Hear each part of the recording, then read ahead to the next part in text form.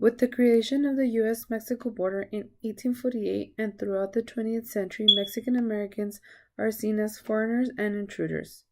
How does the border continue to inform the legal status of the Mexican Americans, and how do Mexican Americans see themselves within the U.S. justice system? After the Mexican-American War, which ended in 1848, United States won half of Mexico's territory. From that day forward, the United States and Mexican border was established. The Treaty of Guadalupe Hidalgo was signed and clearly stated that from Mexican citizens would be given the opportunity to become citizens of the United States. It also stated that their properties would be respected. But that was not entirely true. Mexican Americans were seen as intruders and were segregated, lynched, and taken their properties away. They were giving empty promises of keeping their land.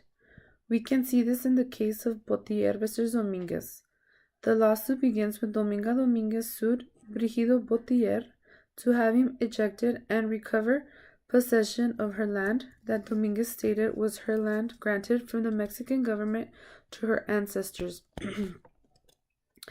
Excuse me, this case was one of the many that exemplifies ways the Mexican landowners had their properties taken away. Even to the date, the border reminds us Mexican Americans of the boundary of two countries we are a part of, making many Mexican Americans to see themselves as second-class citizens in the U.S. justice system. A perfect example of how the legal statuses of Mexican Americans is questioned happened to an El Paso, Texas, who was detained by a Border Patrol agent in the state of Montana 2 years ago for speaking Spanish. This is just one of the many incidents that Mexican Americans are left feeling unwanted and like intruders. Second question asks, how did the lawyers for the Hernandez versus Texas case use the 14th Amendment of the U.S. Constitution to win the case? Pete Hernandez was a Texas man who killed Joe Espinosa. Hernandez was convicted of murder, which the decision was made by an all-white jury. This is where Hernandez versus Texas began. Gus Garcia, who was Hernandez's attorney, argued that Hernandez was denied a jury of his peers.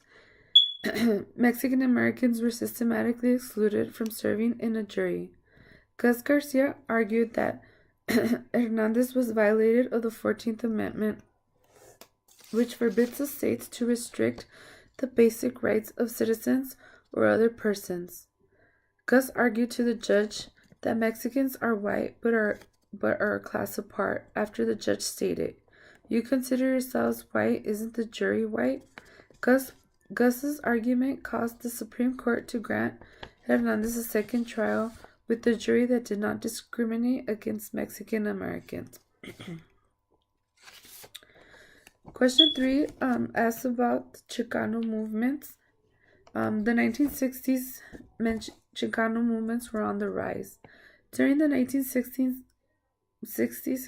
many Mexican American groups grew through the Southwest, including farm workers, students, women, and laborers. In 1966, high school students formed a group called Young Citizens for Community Action, or YCCA. They first focused on educational issues, which later they focused on political brutality. The YCCA later changed their names to what are now known as the Brown Berets.